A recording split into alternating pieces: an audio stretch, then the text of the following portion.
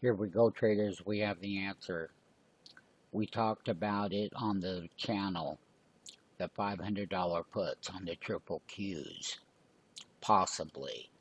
But we had to wait until we got to the high, as we did, and we got right to my target of 500, and we have dropped $5 off of the high.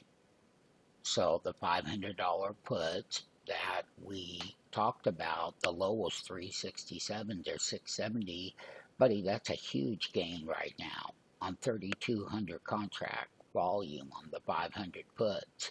Yeah, that's huge money. That's double my money. You know what, trader? You new traders, don't let these moves go by no more. Simply get in the free 5-day trial trading room. We'll work these trades out together. We got the right software. You'll have exactly what I have. You have everything going for you. Don't miss the big move.